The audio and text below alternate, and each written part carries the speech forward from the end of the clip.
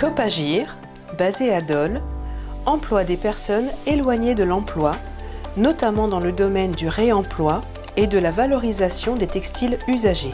Grâce à ces deux structures, Interfringues, un chantier d'insertion dont les activités sont de collecter, trier et gérer le stock de vêtements d'occasion, et La Fripe, un espace de vente avec ses propres collections de vêtements, elle inscrit sa démarche dans un cercle vertueux au niveau économique, social et environnemental.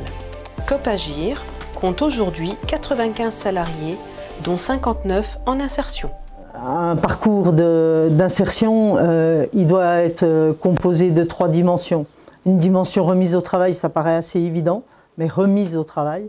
Une dimension formation, et puis une dimension accompagnement socio-professionnel. Et c'est ces 3 ingrédients qui permettent généralement de réussir un parcours. Notre devise, c'est « Personne n'est inemployable », sous réserve quand même de retravailler un peu les enjeux de formation.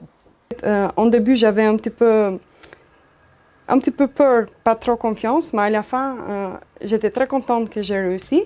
Et celui-là, il m'a apporté trop confiance en moi. Et à la fin, je peux dire que oui, moi je peux. Ce qu'on a essayé de faire et ce qu'on a mobilisé de façon assez innovante, c'est une ingénierie qui consiste à développer ces savoirs de base en situation de travail.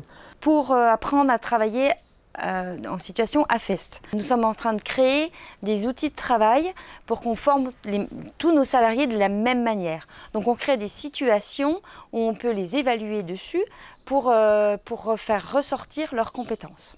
Ça va leur permettre de développer des compétences ou de se rendre compte qu'elles ont des compétences. On a affaire à des personnes qui parfois ne sont pas allées à l'école, mais qui, quand elles y sont allées, ne s'en souviennent plus ou ont des mauvais souvenirs avec l'école. Donc il faut leur redonner confiance sur le fait d'apprendre à apprendre. J'ai appris déjà que j'étais capable de faire beaucoup de choses.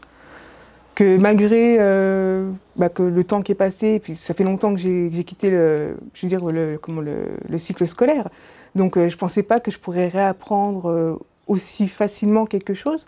Donc déjà ça, c'est déjà quelque chose de bien. Et puis j'ai gagné confiance en moi. La formation en situation de travail, ça ne s'improvise pas. 2, ça demande au contraire une ingénierie extrêmement développée.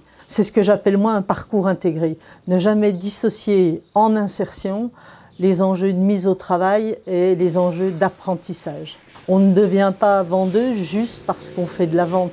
On devient vendeuse parce qu'on comprend comment s'opèrent les techniques de vente, comment on les assimile, comment on en a conscience, comment on les réfléchit, comment on les travaille. 7 personnes sur 10 qui accèdent à la qualification professionnelle ou à l'emploi directement. 60 personnes par an sont en situation de travail sur des métiers.